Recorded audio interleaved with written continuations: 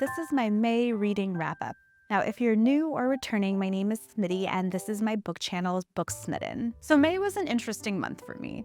I was recovering from a medical procedure, and then I got shingles. I'm proud to say I did complete 7 books, and they were exclusively audiobooks because that's really all I could manage this month. So let's just get into it. First up is Thank You for Listening by Julia Whalen. Now, Julia Whalen is an award-winning audiobook narrator, and she actually narrates this book herself. What's interesting about this book in particular is that she wrote a book where the main protagonist is also an audiobook narrator. Now, this book follows Swanee, who was an aspiring actress who then pivoted into audiobook narration due to a traumatic incident from years earlier that altered how she physically looks. Swanee got her start doing romance audiobooks, and she worked under a pseudonym. However, in more recent years, she decided to retire that pseudonym and retire from the romance genre and go on to narrate other types of audiobooks. However, when the world's leading romance author passes away, one of her dying wishes was that Swanee consider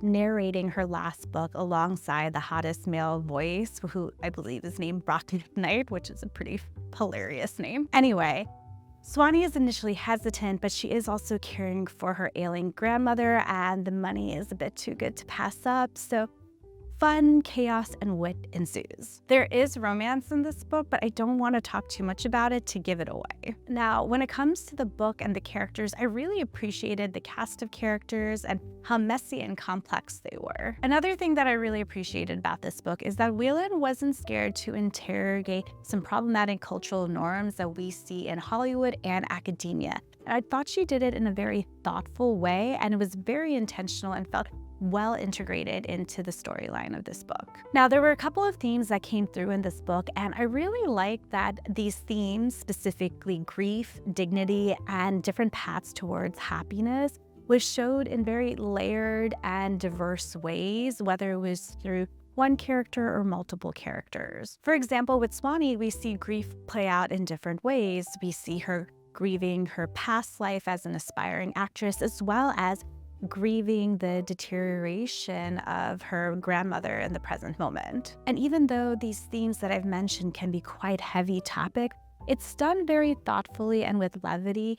And so this book reads as a very fun read overall that doesn't shy away from heavier topics. However, the one that was slightly lacking for me was when certain characters are coping and dealing with their trauma and grief, I didn't get as much of the sense of how their transformation played out. Yes, we do see it on the page, we get some of their thoughts, but I didn't feel as in their head as I would have liked to have been. And that could have just been because of the genre of this novel, but that was a little missing piece for me. Overall, it was a fun listen, and I do recommend listening to it. And it was a 4.25 star read for me. Okay, so moving on, the next 6 books that I read in May were all in the Murderbot series by Martha Wells. Now, I read Systems Collapse in April, and I had mentioned that I thought this was a really enjoyable series, and I didn't feel the desire to binge it. However,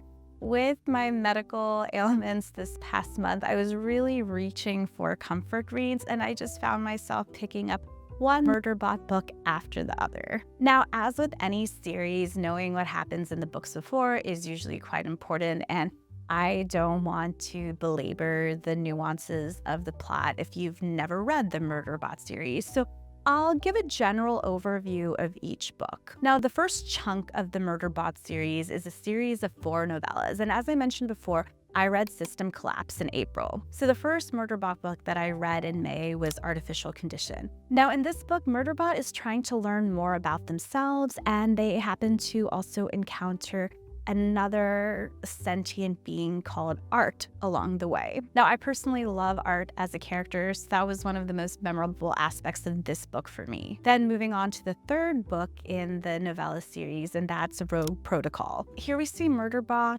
reuniting with the crew that essentially helped set him free and searching for their leader, Dr. Mensa. And the final book in this novella series is Exit Strategy, and we see a resolution to this chunk of the series. Now, book 5 is called Network Effect, and this is actually a full-length book. We see a lot of the same characters as in the novella series, however, there is a different mission. Now, since this is a full-length novel, there is space and time to have more layers in the story, which Martha Wells delivered on, and I really appreciated. Now, the 6th book in this series is actually set in a time between the novellas and the 5th book, and this book is called Fugitive Telemetry, and it reads like a murder mystery because it is, and it's a novella. So I think you could actually read this book right after the novellas and before book 5, but I read it in order. So when I started reading it, I was a little bit confused because I didn't know what was going on and I didn't read the backstory or anything. So I was slightly disappointed because I really wanted to know what was going on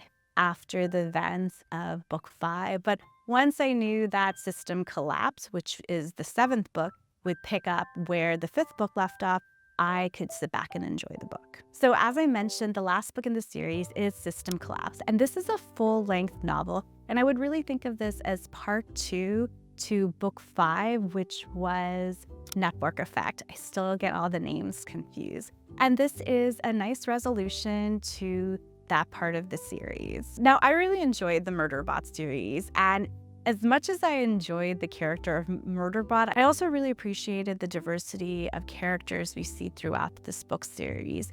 They are complex, they are layered, they have different backgrounds, different relationships, different personalities, and it makes for such a rich and interesting world. I'm not sure if Martha Wells has future installments planned for the Murderbot series, but I sure hope there are more books because I definitely would read them. Overall, these books were a 4.75-star read for me. So yeah, those were the books that I read in May, and I really appreciated them because they were such comforting books as I recovered from my various ailments this past month.